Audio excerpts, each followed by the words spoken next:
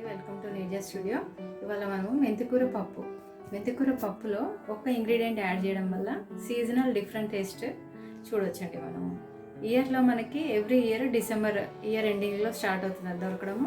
ఏదైనా ఫ్రూట్స్ కానీ ఏవైనా సీజనల్ అంటే జస్ట్ 2-3 మంత్స్ దొరుకుతాయి. ఈ టేస్ట్ని కూడా మనము సీజనల్ టేస్ట్ అండి ఇది చూద్దాం రండి.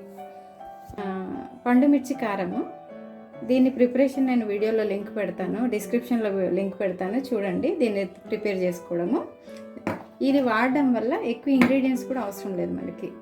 ఒక ఉల్లిపాయ అండి, మీడియం సైజ్ ఉల్లిపాయ కట్ చేసి పెట్టుకున్నాను. కొంచెం మరీ సన్నగా కాకుండా ఇలా లావుగా తరిగి పెట్టుకోవాలి. ఒక ఉల్లిపాయ అండి, ఒక 10 ఉల్లిపాయలు, వెల్లుల్లిపాయలు కచ్చాపెచ్చా. నేను పొట్టు తీసేయనండి, ఎప్పుడు పొట్టుతో పాటు కచ్చాపెచ్చా వేసాను, కచ్చాపచ్చాగా చేసి పెట్టాను.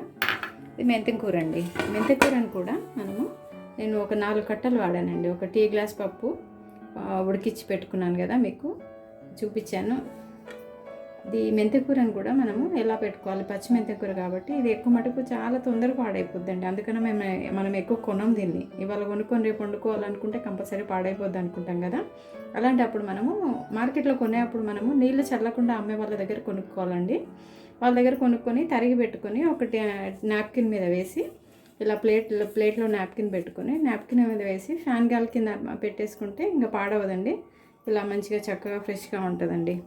లేదు అనుకుంటే ఇలా రోల్ చేసేసుకొని దీన్ని ఇలా పరిచి దీన్ని ఇలా రోల్ చేస్తాం కదా, ఇలా వేసుకొని ఇలా రోల్ చేసుకొని వెజిటేబుల్ బాక్స్లో ఫ్రిడ్జ్లో పెట్టుకోవచ్చండి.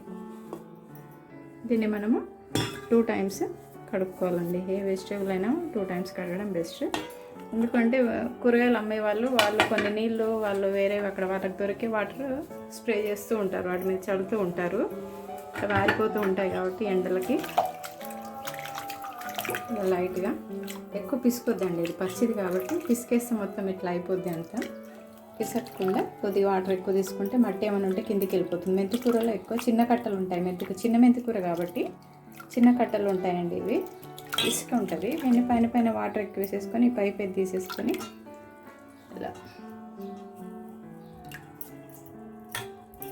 ఇలా వేసి ఇలా సైడ్కి పైప్ ఇలా పోసుకొని కడుక్కుంటే కింద ఇసుక రాదు మనకి.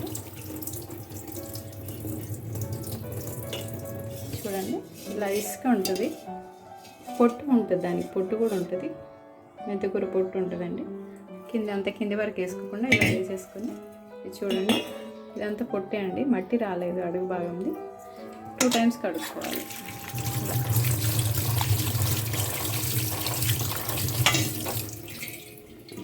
ఇలా పెట్టేస్తే అదే ఫిల్టర్ అయిపోతుంది. కర్రీ చేసుకోవడం ఎలాగో చూద్దాం.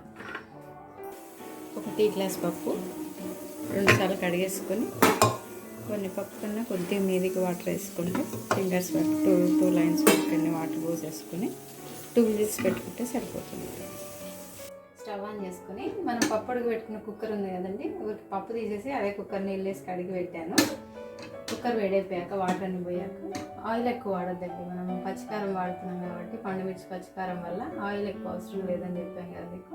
చూడండి, అది తక్కువ ఆయిల్ వాడాను.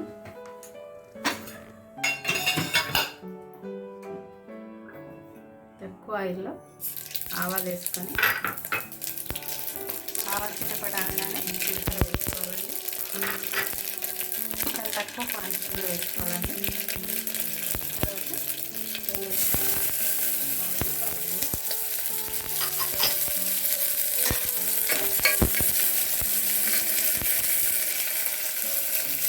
కచ్చపేట వేసుకున్నది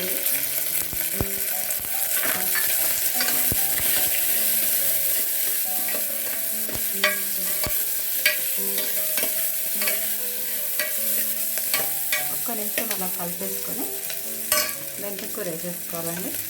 మెంతికూరని చూపించాలి, ఇలా నీళ్ళు లేకుండా పిండేసుకోవాలి లైట్గా, మరి గట్టిగా పిండాల్సిన అవసరం లేదు. ఇలా పిండేసుకుంటే వాటర్ వచ్చేస్తాయి. దీన్ని మనము కూరలో ఓపెన్ చేసుకొని మనకు వీలుంటే ఫ్రెష్గా అప్పటికప్పుడు ఆ రోజే కొనుక్కొని వేసుకుంటే ఇంకా మంచిగా చాలా బాగుంటుందండి. ఇంకా ఆకులు అలాగే మనకు తెలుస్తుంది.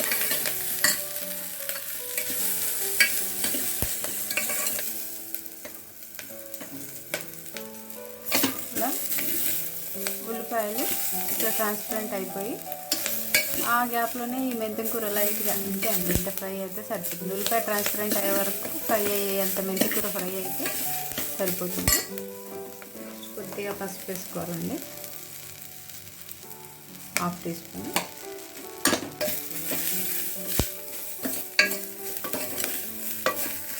తక్కువ ఆయిల్, చూసారా ఆయిల్ ఎక్కువ అవసరం లేదండి మనకి, మనం వాడే ఆయిల్ టేస్ట్ కోసమే కదా, తక్కువ ఆయిల్తో మనకు టేస్ట్ వచ్చేస్తుందండి. పండుమిర్చి కారం 1 టీ గ్లాస్ కాబట్టి కొంచెం స్పైసీగా కావాలనుకుంటే ఇంత స్పూన్ ఫుల్గా వేసుకోవచ్చు. మేము అంత ఎక్కువ స్పైసీ తినమండి, కొంచెం 1/2 స్పూన్ అంతా. స్పైసీ కావాలనుకునే వాళ్ళు 2 స్పూన్ వేసుకోవచ్చు. ఈ స్పూన్తో ఈక్వల్ లెవెల్లో వేసాను. నెక్స్ట్ ఉప్పు 1/2 స్పూన్.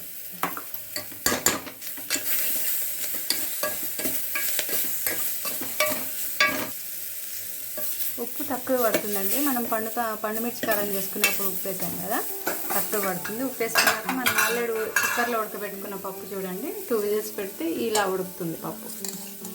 దీన్ని ఇందులో వేసేసుకోవాలి.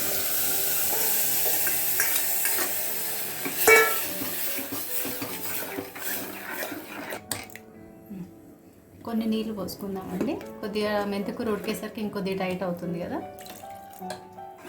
కొన్ని నీళ్ళు పోసేసుకొని చూడండి ఎంత బాగుందో మెంతికూర పప్పు పండుమిర్చి కారంతో. ఈ కలర్ చాలా బాగా వచ్చిందండి, చూడడానికి అయితే బాగుంది. తిని చూద్దాం. వేడి వేడి మెంతికూర పండుమిర్చి పప్పు అండి, సీజనల్ టేస్ట్ అండి. ఇది కాలుతుంది, మంచి వాసన వస్తుందండి.